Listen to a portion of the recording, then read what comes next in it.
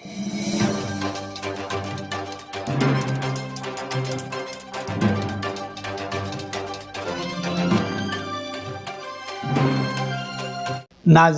अस्सलामुअलैकुम रहमतुल्लाहि व बरकातुहू। मैं हूं Syed Abid Aslam, chief editor, leader सियासत, उर्दू न्यूज़ चैनल बेंगलोर। नाजरीन, बीजापुर के अल-अमीन मेडिकल कॉलेज के रूबरू एक धरना किया गया। ये धरना कॉलेज के नॉन टीचिंग स्टाफ की जानिब से एहतजाज हुआ है। इनकी सैलरी गैर ज़रूरी तौर पर कम कर दी गई है और इनको इंक्रीमेंट भी नहीं दिया जा रहा है। इस मौके पर कॉलेज के मैनेजमेंट ने अखबारी नुमाइंदों से बात करते हुए वजाहत की है। उन्होंने बताया है कि 11 मुलाजिम जो फ़र्ज़ी सर्टिफिकेट देकर नौकरियों में भर्ती हो गए हैं और जिसकी बुनियाद पर इनको सस्पेंड किया गया है। यही मुलाजिम दूसरे मुलाजिमों को भड़काकर एहतजाज कर रहे हैं। अल-अमीन कॉलेज में काम करने वाले किसी भी मुलाजिम की तनख्वाह कम नहीं है। अगर दूसरे कॉलेजों से कंपेयर किया जाए तो हमारी कॉलेज के तनख्वाहें सबसे बेहतर और सबसे अच्छे हैं।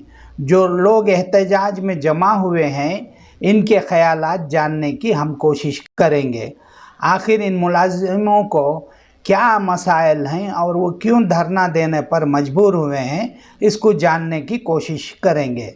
इसके साथ साथ इस कॉलेज के चेयरमैन जनाब ज़ियाउल्लाह शरीफ साहब हैं, उनको चाहिए कि फ़ौरन इस मसले पर तवज्जो दें, क्योंकि आपकी कॉलेज का स्टाफ आज धरना देने पर मजबूर हो गया है। कॉलेज के रूबरू आकर ये धरना दे रहे हैं। इनके क्या मसाइल हैं, इसको हल करने की तरफ फौरी तवज्जो देकर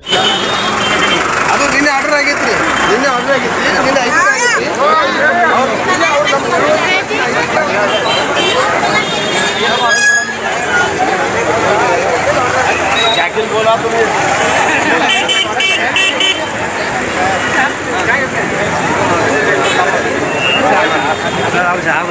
एडमिशन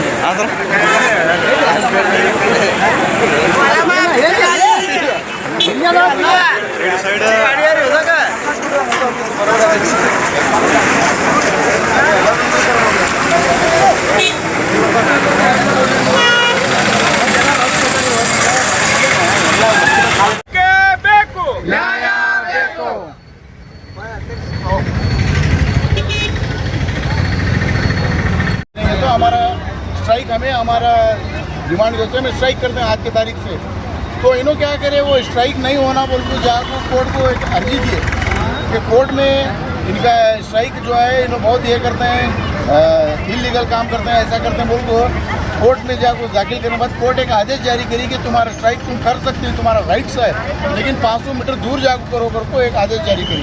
तो हमें भी क्या करें, काउंटर एक केस डाल को कोर्ट के अंदर है, वो आदेश को हमें रद्द कराए।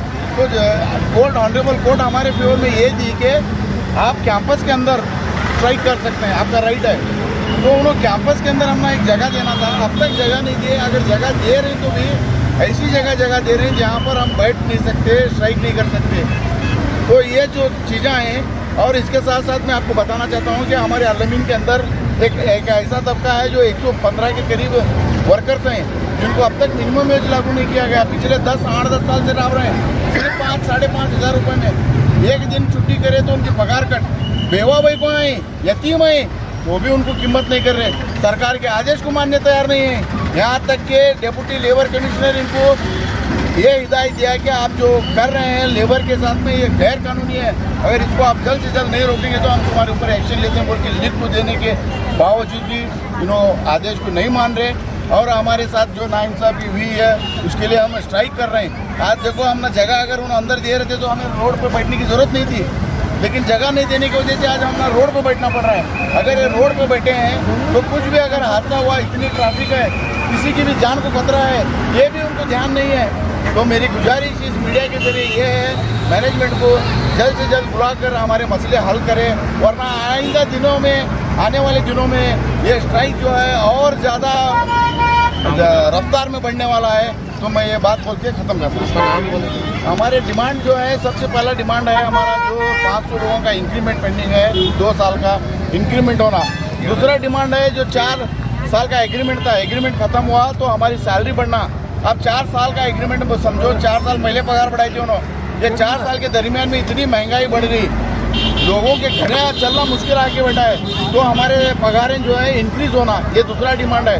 तीसरा डिमांड जो लोगों की सैलरी कट हुई है, जल्द से जल्द उनकी सैलरी रिलीज करना। और चौथा जो डिमांड है, हमारे जो 11 लोग सस्पेंड हुए हैं हमारे यूनियन के ऑफिस बेरर्स, उनको इमीडिएट रिवोक सस्पेंशन रिवोक करके ड्यूटी पर हाजिर करा लेना। ये हमारे मेन डिमांड्स हैं, ये डिमांड जल्द से जल्द हमारे पूरे करना।